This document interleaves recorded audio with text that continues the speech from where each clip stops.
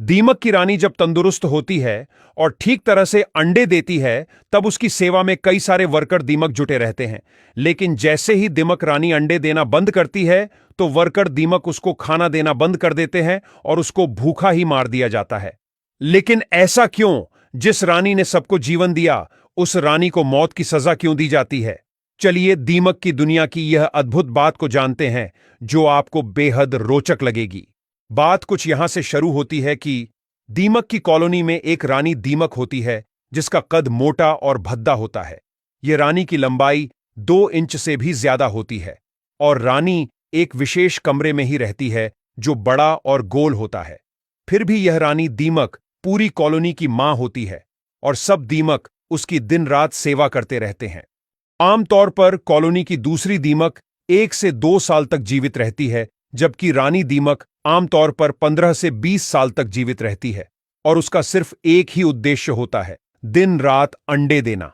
इस रानी दीमक के साथ राजा दीमक भी सदा उसके साथ रहता है, लेकिन वह रानी से साइज में थोड़ा छोटा होता है और उसका मुख्य काम रानी के साथ मिलन करना होता है।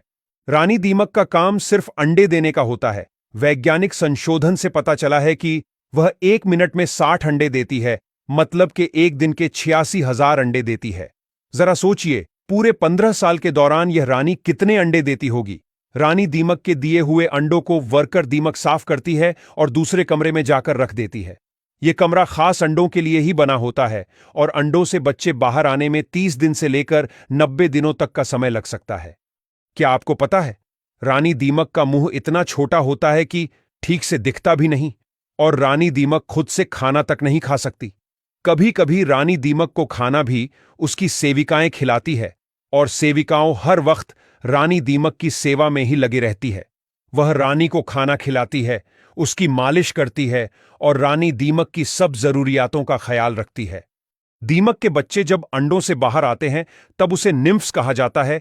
ये नन्हे निम्फ्स दिखने में बड़े दीमकों जैसे ही होते हैं, बस आकार में छोटे होते हैं। शुरुआत में ये सभी निम्फ्स एक जैसे ही होते हैं, लेकिन उनका भविष्य इस बात पर निर्भर करता है कि उन्हें क्या खिलाया जाता है।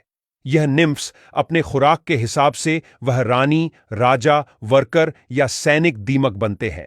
निम्फ्स को अगर वर्कर या सैनिक दीमक बनना हो तो उसका भोजन सिंपल तरह का दिया जाता है, और रानी या राजा दीमक बनना हो तो उसको विशेष प्रकार का भोजन और मालिश दी जाती है, जिसके कारण सभी निम्फ्स का शरीर आगे जाके अलग अलग तरह का बनने लगता है। अगर रानी दीमक बीमार हो जाती है या ठीक तरह से अंडे नहीं देती, तब सेविकाएं इस स्थिति को समझती हैं और तुरंत हरकत में आ जाती हैं। वे रानी को विशेष भोजन देने लगती हैं ताकि वह फिर से अधिक अंडे देने लगे। लेकिन अगर रानी दीमक पूरी तरह से अंडे देना बंद कर देती है, तो सेविकाएं उसको खाना देना बंद कर देती है और उसे भूख से तड़पकर मरने के लिए छोड़ देती है। क्योंकि रानी दीमक अंडे नहीं देती, तो रानी उसके किसी काम की नहीं रहती। यही कॉलोनी का नियम है।